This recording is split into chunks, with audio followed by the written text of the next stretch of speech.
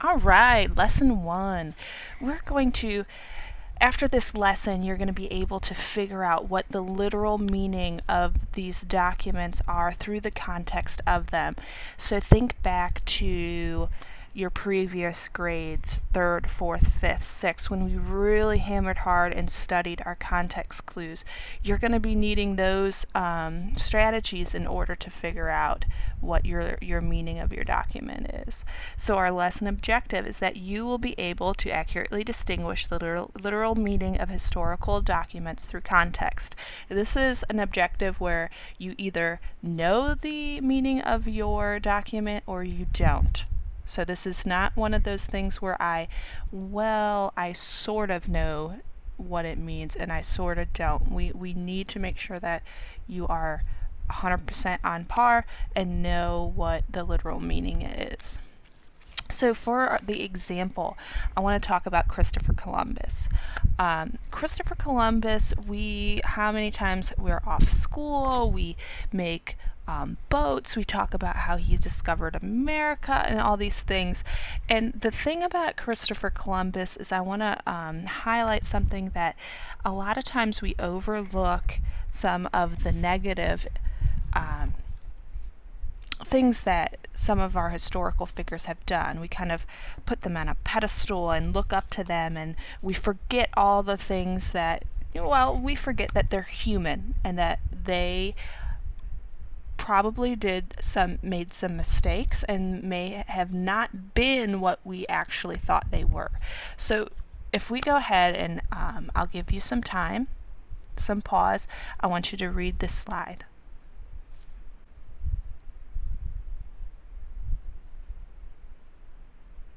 You'll notice that when we think of, when we were younger, we thought of Christopher Columbus as a hero, as amazing, he's so great. But here in this document, this small little snippet here, it talks about how they actually came upon some Indians and they thought one of them was, they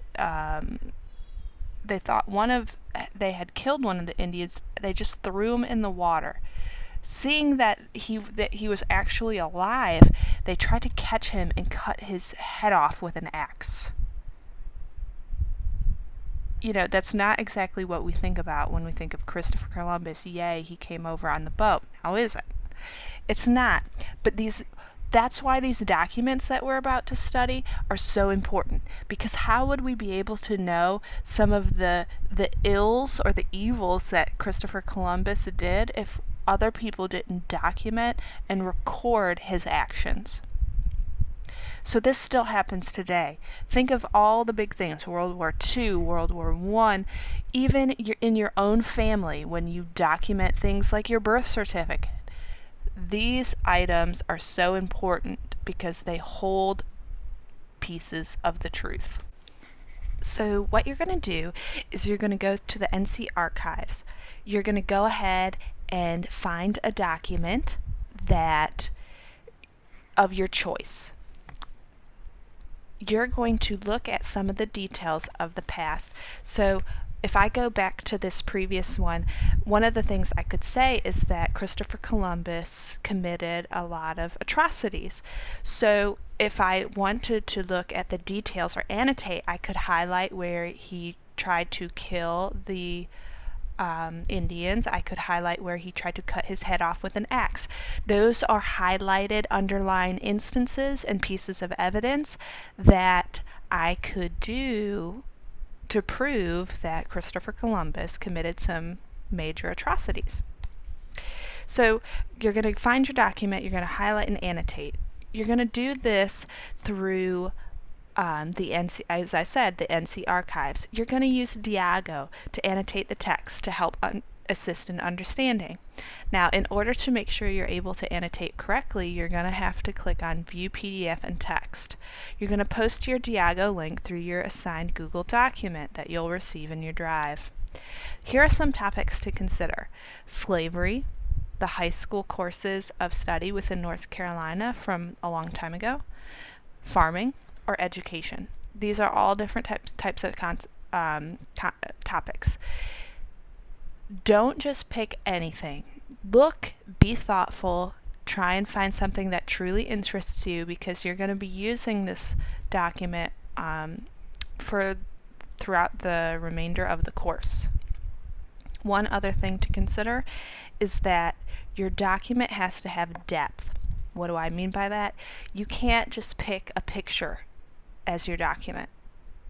You have to have something with some depth that you would be able to actually pull things from, because by the end of this course you're going to have to write a summarization talking about the pieces of evidence and how you think that, and why you think this perspective holds true of the meaning of the document.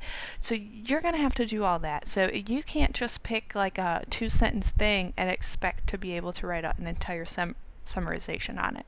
And be sure to submit your assignment through Google Docs, and be sure to complete the student self-assessment. This is underneath the activity checklist. So as we're going through the course, after every single lesson, you're going to do a self-reflection.